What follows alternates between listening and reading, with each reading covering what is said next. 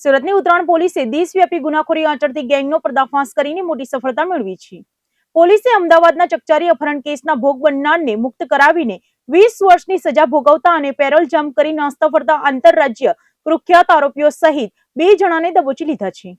સુરત શહેરમાં કાયદો અને વ્યવસ્થા જાળવવા તથા નાસ્તા ફરતા ગુનેગારોને પકડવા માટે પોલીસના ઉચ્ચ અધિકારીઓ દ્વારા આપવામાં આવેલી કડક સૂચનાના આધારે ઉત્તરાયણ પોલીસ મથકની સર્વેલન્સ ટીમ સતત વોચમાં હતી। તે દરમિયાન ઉત્તરાયણ પોલીસની ટીમને એક અત્યંત ચોંકાવનારી અને ચોક્કસ વિગત મળી હતી કે અમદાવાદના સાબરમતી પોલીસ સ્ટેશનમાં નોંધાયેલા એક ચકચારી અપહરણ ગુનામાં આરોપીઓ રાજસ્થાન પાર્સિંગની સફેદ કલરની થાર ગાડી અને એક ક્રેટા ગાડી લઈને અપહરણ કરાયેલી મહિલા સાથે સુરત વિસ્તારમાં ફરી રહ્યા છે। વિગતો મળતા જ ઉત્તરાયણ પોલીસ દ્વારા અલગ અલગ ટીમો બનાવીને સઘન નાકાબંધી કરવામાં આવી હતી અને ફિલ્મી ઢબે ઓપરેશન પાર પાડીને બંને આરોપીઓને ભોગ બનનાર મહિલા સાથે ઝડપી પાડ્યા હતા। પોલીસ તપાસમાં જે ચોંકાવનારી કડીઓ સામે આવી છે તે ક્રાઇમ થ્રિલર સ્ટોરી જેવી છે। પકડાયેલા આરોપીઓ પૈકી મુખ્ય આરોપી ઘેવરચંદ ઉર્ફ અભિષેક ગુર્જર ભીલવાડા રાજસ્થાનનો રહેવાસી છે। ઘેવરચંદ અમદાવાદના સાબરમતી વિસ્તારમાંથી જે મહિલાનું અપહરણ થયું છે તેને છેલ્લા 7 વર્ષથી પ્રેમ કરતો હતો। વર્ષ 2020માં આ મહિલાના પિતાએ રાજસ્થાનના ગુલાબપુરા પોલીસ સ્ટેશનમાં ઘેવરચંદ સામે અપહરણ અને પોક્સો એક્ટ હેઠળ ગુનો દાખલ કરાવ્યો હતો। આ ગંભીર ગુનામાં અદાલતે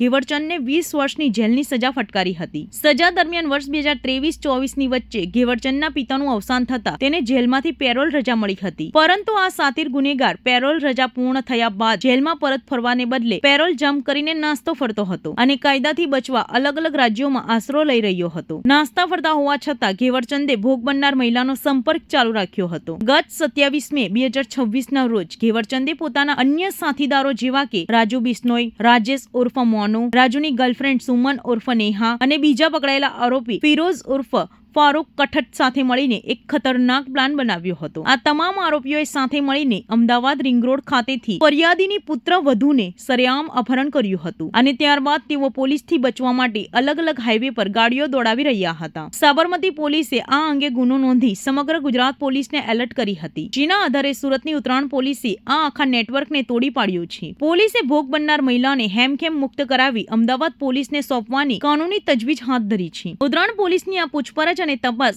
અહીં જ અટકી ન હતી। આરોપીઓ પાસેથી મળેલી સફેદ કલરની થાર ગાડીની જ્યારે પોલીસે કડકાઈથી તપાસ કરી ત્યારે વધુ એક મોટા કૌભાંડનો ભાંડો ફૂટ્યો હતો। આ થાર ગાડી મહારાષ્ટ્રના જલગાંવના MIDC પોલીસ સ્ટેશન વિસ્તારમાંથી ચોરી કરવામાં આવી હોવાની આરોપીઓએ કબૂલાત કરી હતી। આ ઉપરાંત પકડાયેલા બંને આરોપીઓ ઘેવરચંદ ગુર્જર અને ફિરોઝ કઠટ હરિયાણા, રાજસ્થાન અને મહારાષ્ટ્રમાં ફોર વ્હીલર વાહનોની ચોરી કરતા આંતરરાજ્ય વાહન ચોર ગેંગના સક્રિય સભ્યો હોવાનું ખુલ્યું છે અને તેઓ અન્ય રાજ્યોની પોલીસની નજરમાં પણ વોન્ટેડ હતા। ઉત્તરાયણ પોલીસે વાહન ચોરી અને અપહરણ જેવા મલ્ટીપલ ગુનાઓ ડિટેક્ટ કરીને મોટી સફળતા મેળવી છે। હાલમાં ઉત્તરાયણ પોલીસ દ્વારા આ કેસમાં સંડોવાયેલા અન્ય ફરાર આરોપીઓને પકડવા માટે તપાસના ચકો ગતિમાન કરવામાં આવ્યા છે। ગઈ તારીખ 27/5/2026ના રોજ અમદાવાદ શહેરના સાબરમતી પોલીસ સ્ટેશન વિસ્તારમાં એક મહિલાની અપહરણની ઘટના બનેલ, જે અનુસંધાને નેત્રમ દ્વારા સફેદ કલરની થારમાં મહિલાની અપહરણની ઘટના આરોપીઓએ અંજામ આપેલ હોવાની માહિતી મળેલી।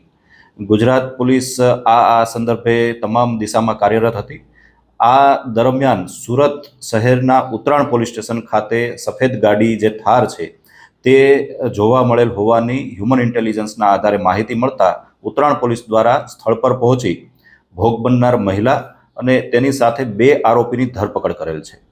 ધરપકડ બાદ આરોપીની તપાસ કરતા આરોપી અજમેર સેન્ટ્રલ જેલમાંથી પેરોલ જમ્પ કરેલ હોવાની માહિતી મળેલ છે।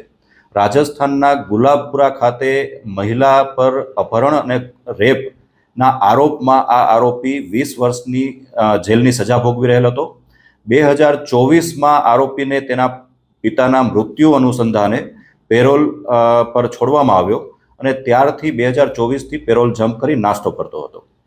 આ દરમિયાન રાજસ્થાન, હરિયાણા અને મહારાષ્ટ્ર સહિતના રાજ્યોમાં 20થી વધુ ફોર વ્હીલ ગાડીઓની ચોરી પણ એણે કરેલી છે અને તે બાબતની તેણે સ્વીકારેલું છે।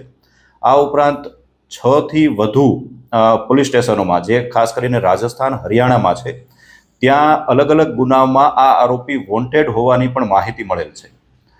હાલમાં આરોપીની સાથે ફિરોઝ નામના અન્ય એક આરોપીની પણ ધરપકડ કરવામાં આવે છે, જે પણ 5થી વધુ આંતરરાજ્ય વાહન ચોરીના ગુનામાં સંકળાયેલ હોવાની તપાસ દરમિયાન માહિતી મળેલ છે। આરોપીની કસ્ટડી હાલમાં સાબરમતી પોલીસ સ્ટેશનને સોંપવામાં આવેલ છે। આ ઉપરાંત બંને આરોપીની સાથે જે ભોગ બનનાર છે મહિલા, તેને સુરક્ષિત રીતે તેના પરિવારને સોંપવામાં આવેલ છે. આરોપી દ્વારા એટલે કે જે છે તેને અપહરણ કરવા માટેનું મુખ્ય કારણ શું સામે આવ્યું છે તપાસમાં સામે? આરોપી રાજસ્થાનની એક મહિલા સાથે જૂના સંબંધો પોતાને પસંદ હોવાનું માની અને એ મહિલાનું અપહરણ કરેલું. તેના અનુસંધાને દાખલ થયેલ ફરિયાદ અને આરોપી પકડાતા તેને 20 વર્ષની જેલની સજા થયેલ.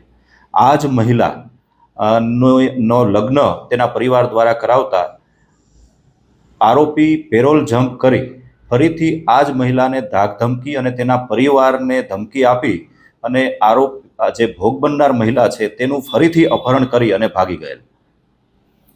પોલીસે સાહેબ ગણતરીના સમયમાં આખું ટ્રેક કરીને પકડી પાડી. કેટલી મોટી સફળતા કહેવાય?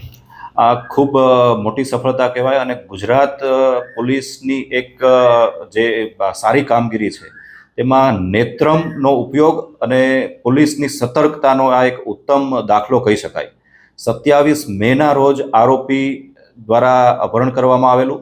ત્યારબાદ આરોપી મહારાષ્ટ્ર ખાતે ભાગી ગયેલ હોવાની માહિતી મળેલી અને 27 તારીખ બાદ 3જી તારીખે આરોપી પરત ગુજરાતમાં આવેલો અને ગુજરાતમાં આવતાની સાથે એક જ કલાકમાં એટલે કે વરાછા ખાતેના વિસ્તારમાં ખાણીપીણી માટે એ રોકાયેલ અને આ જ સમય દરમિયાન પોલીસે આરોપીને દબોચી લીધેલ અને તેની સાથે ભોગ બનનાર મહિલાને પણ સુરક્ષિત રીતે છોડાવી અને તેને પરિવારને સોંપેલ છે.